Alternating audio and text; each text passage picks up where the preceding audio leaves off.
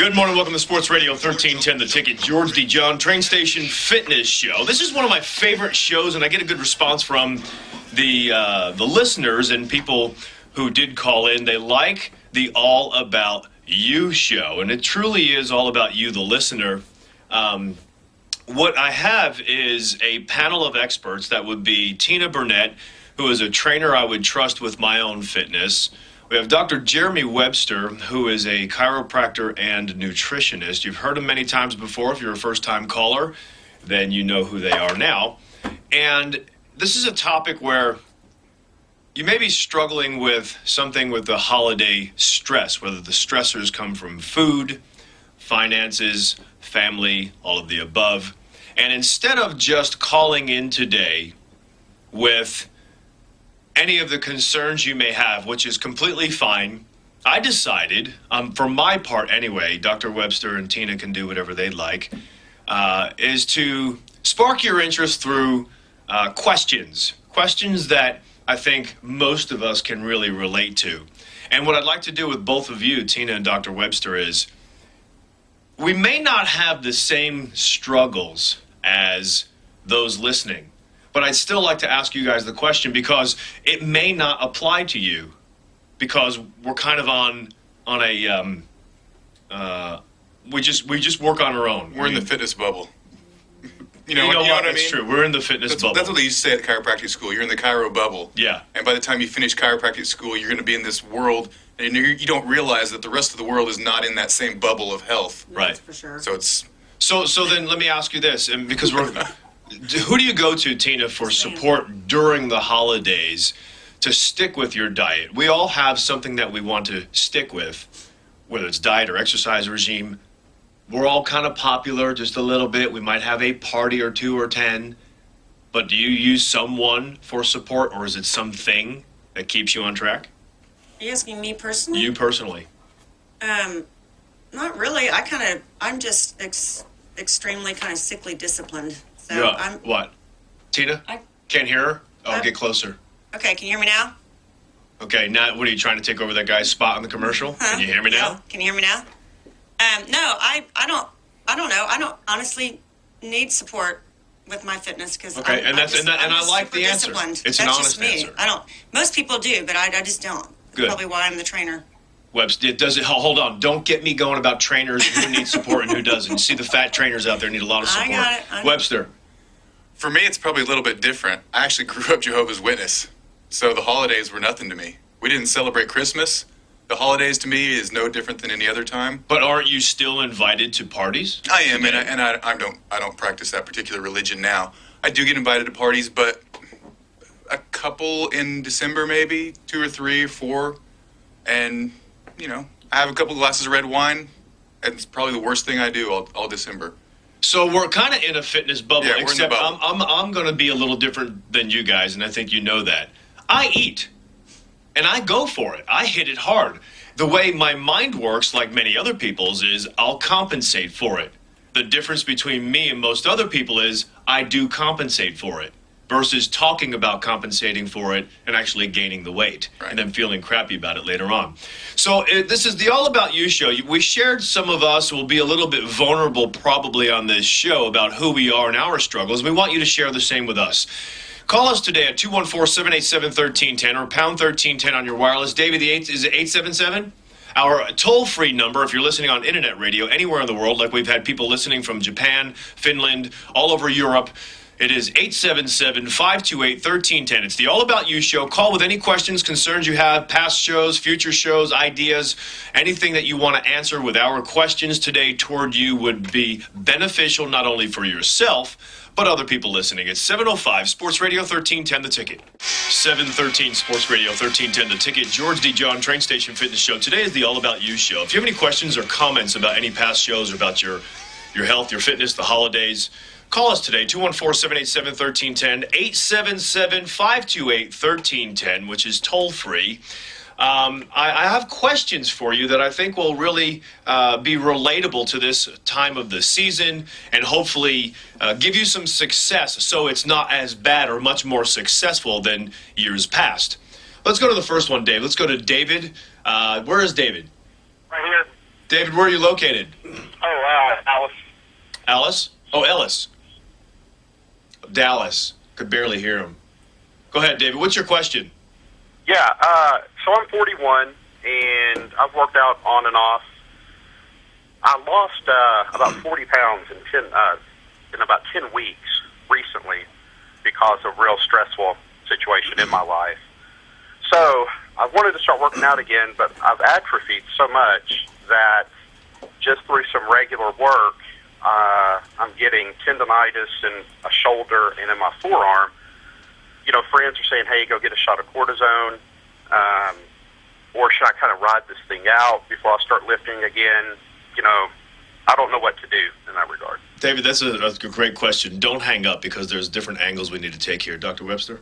Well, first of all, the stress that you've been under has been producing a lot of cortisol internally in your body, and cortisol causes your body to break down. So getting a cortisone shot is basically just injecting more synthetic cortisone into your body. So that's probably not the smartest thing if you want to avoid atrophy. It might numb the joint, but it's going to make you break down even further. What's your name, Tina?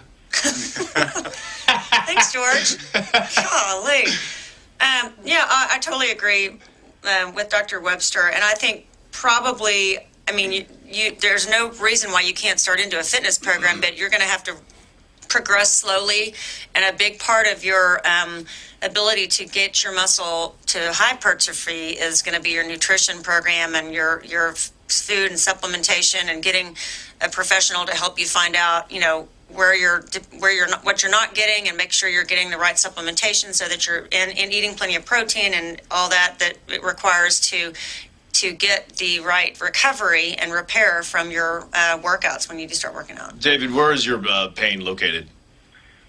In my forearm and in a shoulder that I've told I've got by a professional. I was told it's called weightlifter's shoulder. Okay. I did a lot of weightlifting. So here's one of the things that all three of us know that we didn't mention to you that's real important. Since it's not your lower body, you've heard us talk about burst training, I venture to guess?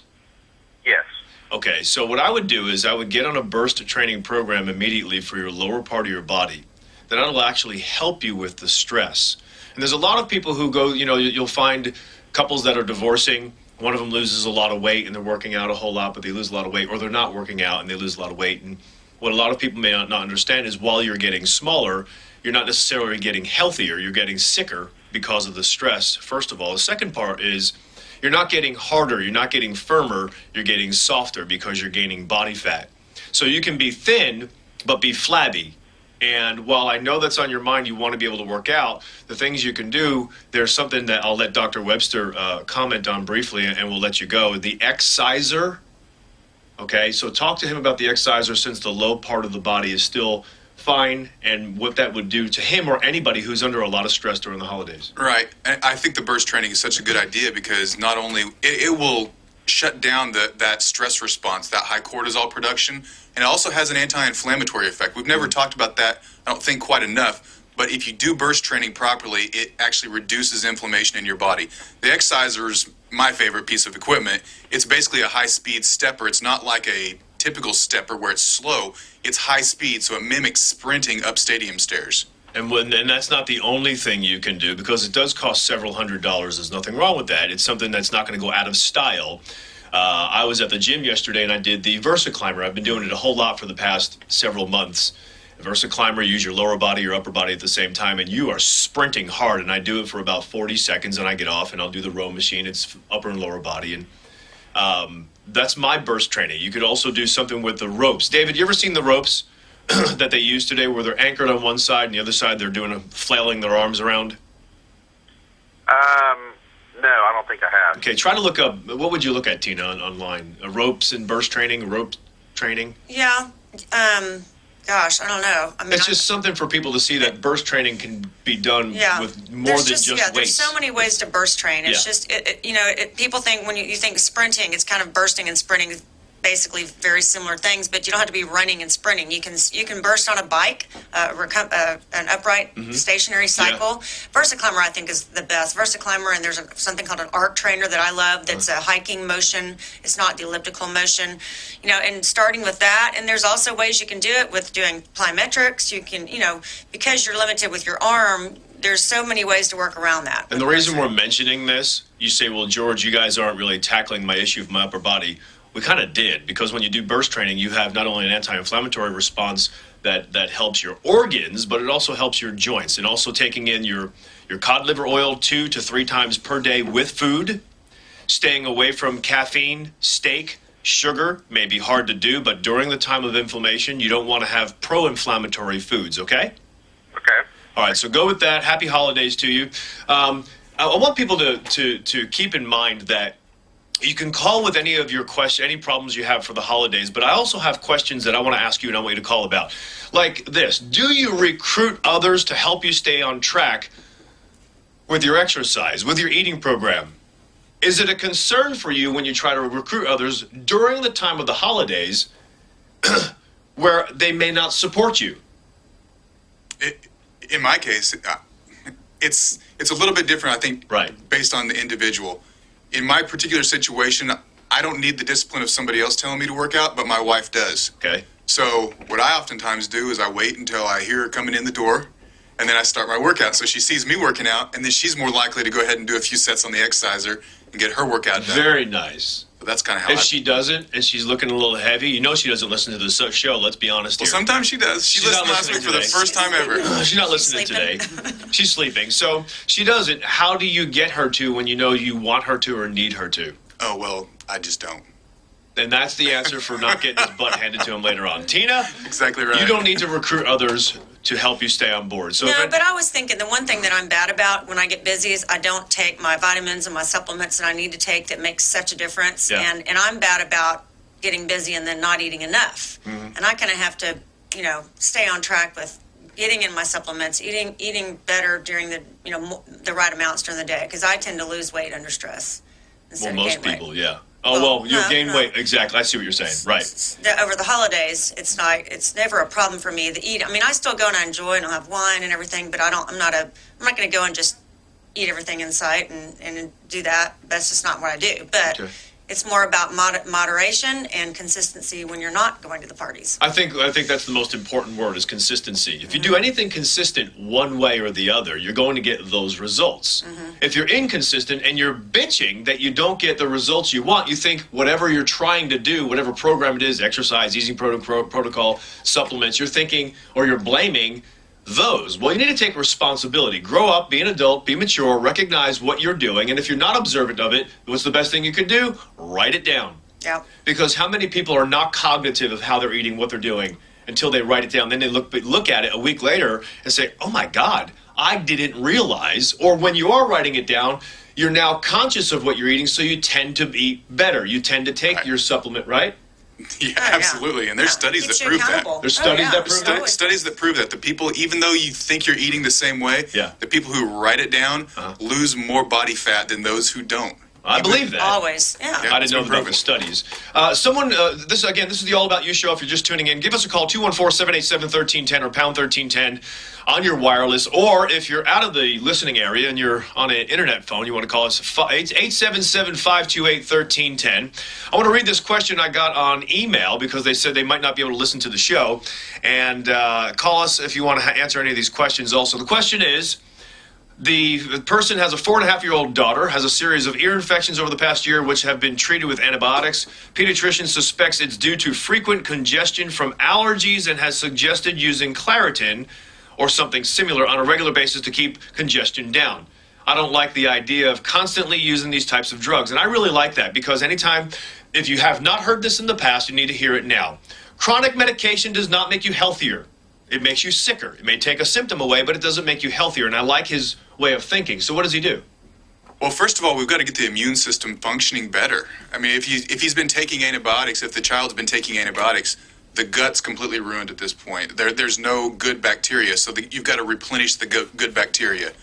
If that could fix a lot of the problem from the start. But there are a lot of other things having to do with immune function, Vitamin D is huge. Yeah. Zinc is huge. So Probiotics. there's a lot of that's what I was saying with building up the gut bacteria, the probiotics, because that's being directly affected by the antibiotics. And when you drive those good bacteria down, your immune system is abnormal. Right. So that could be causing all the congestion just by itself. We don't know for sure if that's going to completely solve the problem, but it's certainly 100% guaranteed that it's a piece of the problem. All right, so here's a question for the people listening, and I really want you to think about this because it's a real situation. Let's say you're a popular person, which most people are. They get invited to holiday parties. And when you walk in the door, you see on the dining table that there's all the food that you desire. Healthy food as well as unhealthy food. It just so happens that the person's house you're going to is a nutritionist. They're not taking the bad food away. They're leaving the bad food there. All they're doing is making you aware. They have cookies and pies and casseroles and dressings and all that other stuff. But next to each plate of whatever it is that's bad, they have a place card. On the place card, they have calories. They have calories for each serving. Each cookie has 300 calories, let's say. Each slice of pie has 400 calories. And if you ate one of them and are normally, and you're a female and you already hit your quota of calories for the day, do you eat the good food and skip the bad, or do you eat the bad food and eat the good food, which you know will contribute to the saddlebags, the belly, the big butt, what all that else is, and convince yourself that you're going to work out the next day or later on? That's the question I have for people. You're popular, you're going to parties, you recognize through these place cards that there's calories on the foods that you want and the foods that you might not want, which are the healthy foods. Do you still eat the bad foods? And if so, do you eat just as much? Let's talk about that. And I want people to call in with those, with a question to that, plus any of the questions they have for their health for the holidays. We're trying to help you get past the holidays healthy. It's 726 Sports Radio 1310 The Ticket. 733 Sports Radio 1310 The Ticket. George DeJohn Train Station Fitness Show. We're doing the All About You show. Any comments, questions you have about your health, your fitness? Maybe a little concerned about the holiday parties you've been part of or are going to be part of. And then the new year comes and you think, oh my gosh, I've gained 5 or 10 pounds. It was hard to get off last year. It's even harder to get off now. And you feel like you want to give up. How do you prevent that from happening? If you have any questions or answers rather to my questions, which I'd really love for you to partake in, I left you with this thought. You went to a party. At the party, there was all the food there you could possibly want. Types of food, good, bad. And it had calories on a place card next to the bad food. Do you still eat the bad food and disregard the calories, or do you not eat it, or do you eat less of the bad food? If each cookie had 300 calories and each slice of pie had 400, if you add those together, it's about half of the amount of calories you would have for your entire day for some females. Some females have 12 or 1,400 calories per day. Do you do that with 2 pieces of bad food? I don't know. You tell me. Let's get to the first person. Let's go to Bob in Wills Point. Bob, you're on the ticket, Bob. Yes, sir. Good morning. Oh, good morning. Good morning. Hey, real couple. One question, one statement. Cholesterol. I'm 53. Right under 6 foot, 165. Above average shape, and I should be on cholesterol medicine, but I don't believe in. I just think it's a bad idea. Then why should you be on it? Well, because I have high cholesterol. How high is it, if you don't mind me asking? It's 265-ish. It's pretty close to about 265. Okay. Cholesterol is required to make vitamin D, testosterone, estrogen, cortisol, and a whole bunch of other things in your body. Cholesterol is extremely important. It's not this bad thing that it's been made out to be in the media and through, normal medical marketing routes. Oh yeah, no, I think there's merit to that crap. Here's what the studies say: if you have never had a heart attack, then lowering your cholesterol with cholesterol-lowering drugs does not prevent heart attacks. It doesn't reduce your risk of heart attacks. You may have a heart attack tomorrow, but lowering your cholesterol with those drugs doesn't reduce your risk of having heart disease. So it does lower your CoQ10, so you're going to have muscle problems, you're going to have neurological problems, cardiovascular problems because of low CoQ10 levels. Well, but today medical doctors are recommending that you take CoQ10 if you're taking not like they should statin. be. Not like they should be. Most people that come to my office that are on statins are not on CoQ10. So one of the best things I think you could do to learn more about cholesterol, the goods and the bads of it, or just understanding it, is call Dr. Webster, 972-735-0707. Let's go to Paul in Salina, Texas. Hey, Paul, how you doing? I'm doing good this morning, thank you. Hey, Paul, will you answer my question for me? Did you hear me talk about the party and the food? Yeah, I did, and unfortunately, I would probably eat it all and then justify it by working out the next day, which then I wouldn't work out the next day. So. Good. At least you're honest. We like Paul. We like honesty. Paul, you got to call in more often. You and everybody else. So Yeah, what's your question? Unfortunately, you were talking about the child that was taking allergy medicine and antibiotics, but I am relatively healthy.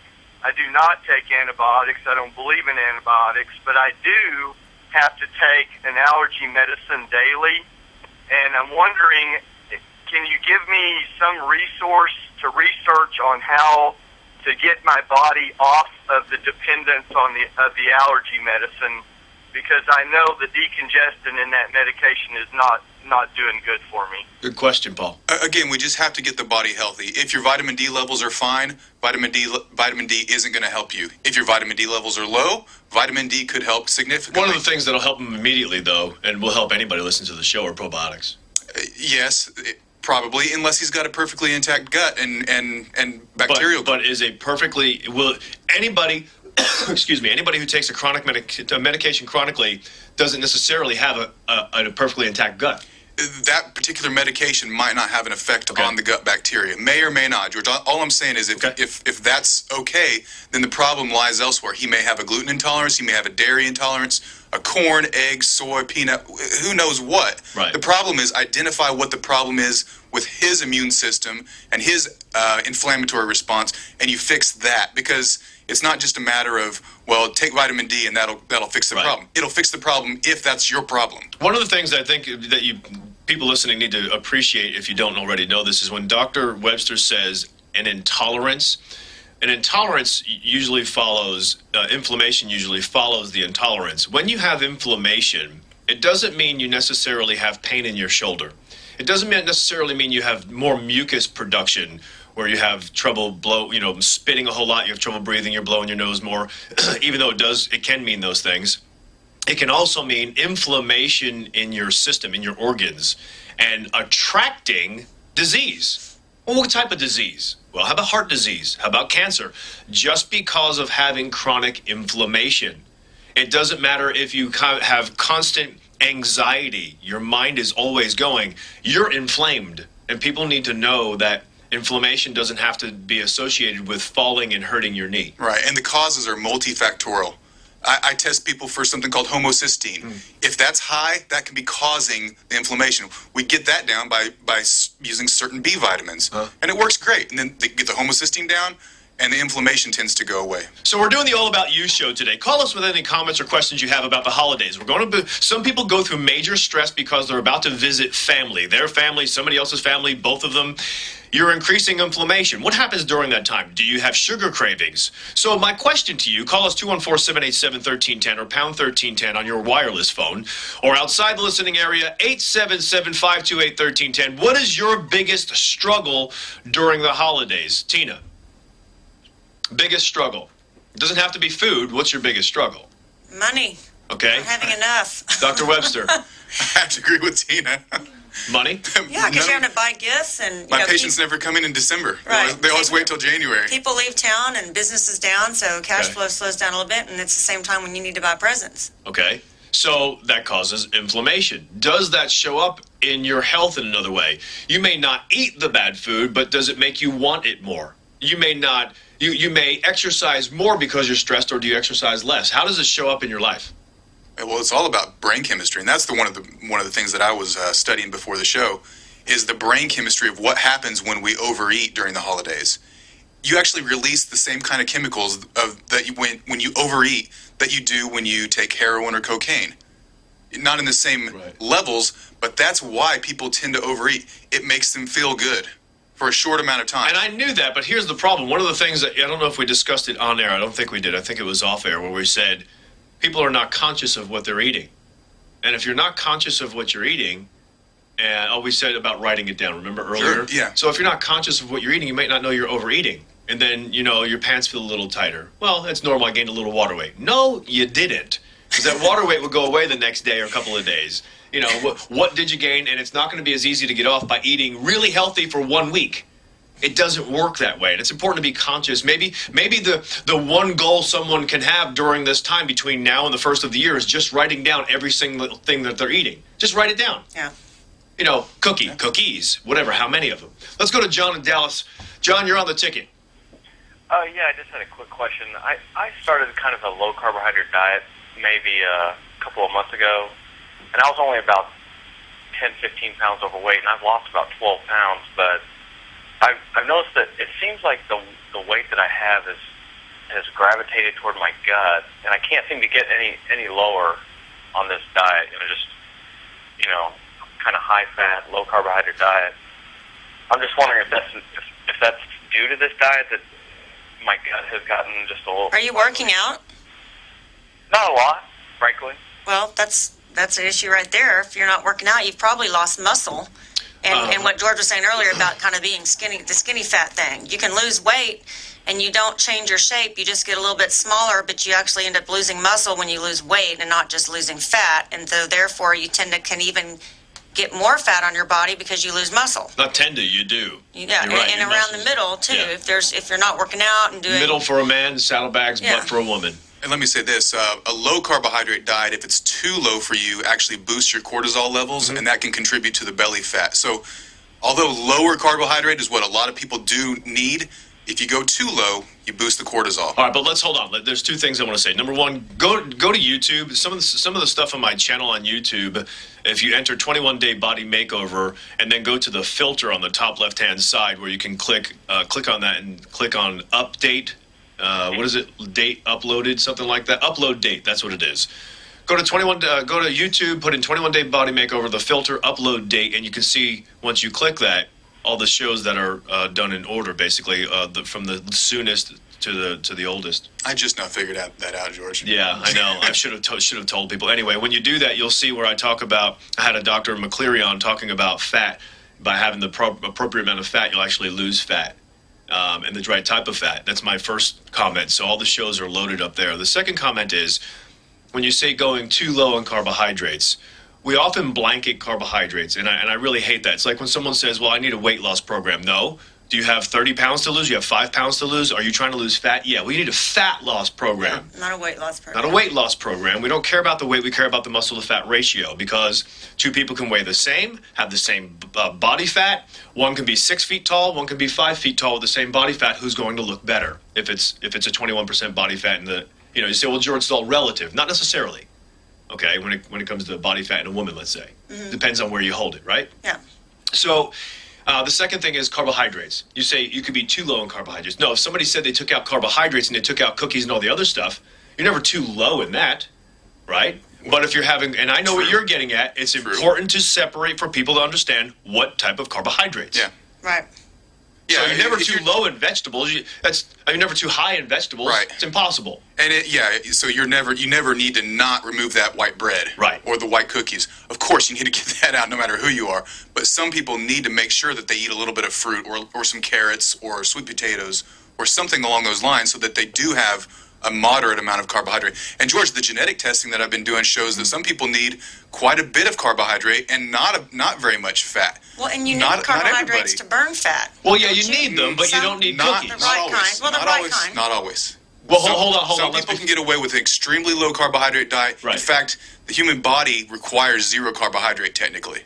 We can What's the qualified carbohydrate? carbohydrate, period. Anything that your body can turn into sugar. Well, not broccoli.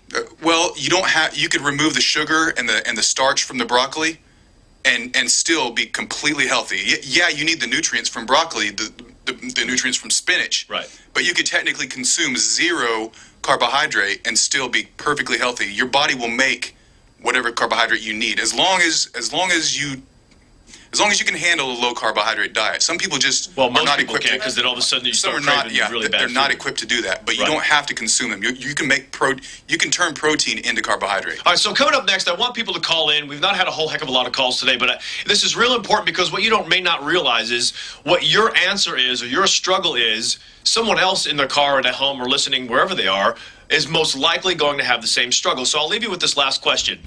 If you could change something that you did or didn't do last year around this time that contributed to fat gain or health issues, what would that be? Basically, do you live with regrets? And I'd like for people to call in with that. 214-787-1310 or pound 1310 on your wireless. It's 747 Sports Radio 1310 The Ticket. All right, 753 Sports Radio 1310 The Ticket. We are back. We're doing the All About You show, and we're giving you some questions to think about. Also want to hear about what's on your mind. Tina Burnett's in the studio. Dr. Jeremy Webster. Tina, what's your email address? fitness.tina@gmail.com. For anybody who wants any training advice, she might give you a little bit, but she does charge for consulting, or consulting is free if you do train with her. I highly suggest you do it. Davey, let's go to Kyle in Louisville. Number one, I think. Kyle, how you doing, buddy? Yeah. Hey, my question is, what if I tend to be a non-responder to everything? I've done burst weight training since the 90s. So, I mean, I'm doing it right, but I can eat a horse every day and I don't gain muscle. I don't gain anything. The flip side of that is I don't gain fat.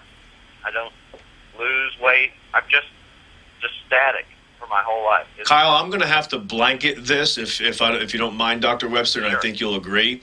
This is going to be one of those topics where it cannot be discussed on air, and you must be tested. Am I right? Yeah, I would say so. Because you sound like you're very unique. Yeah, and the only other comment I had is has the workout been the same since the 90s? Because if you work out the same, your body never really gets But it's stressed also enough not gaining to fat, respond. like you said. Exactly. Yeah, But if you want to gain muscle, the workout you have to increase your intensity to break through those. Sometimes you just have to force the So issue. that's a good point. Ask him about burst training. He's gone. Okay. I was going to say, he said he's done burst training, but I don't know. Some people think they do burst training, or some people don't do it enough or the right way, and I was going to ask him about that. Yeah, Kyle, of if course. you're still listening, what I would do is call Tina and Dr. Webster on that, because they can certainly help you. I think that if you get a test, if you've never been tested before, it's certainly good to invest the money and you have an idea of where you are, what you need to do. Let's go to Jeff in McKinney. Hey, Jeff, you're on the ticket. Before I get to your concern or your question, if you could change something you did or didn't do last year that contributed to fat gain or health issues, what would that be? Watching late night TV and eating. So that's what's made you gain fat? I would say, yeah. Okay, so what's your question today? Well, my question is how to counteract the impact of antidepressants on weight gain and on carb cravings specifically. I've had some generalized anxiety, depression, and gone to a psychiatrist, one of the top ranked in Dallas, prescribed Prozac. Seems to work, but I gain weight.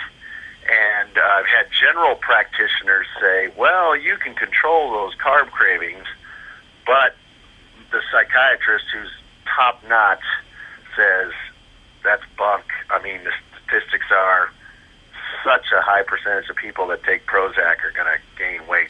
And it's not just Prozac. It's I believe any antidepressant drug. There's something you can get though. There's what I'm learning recently. Maca, which is in chocolate. Okay.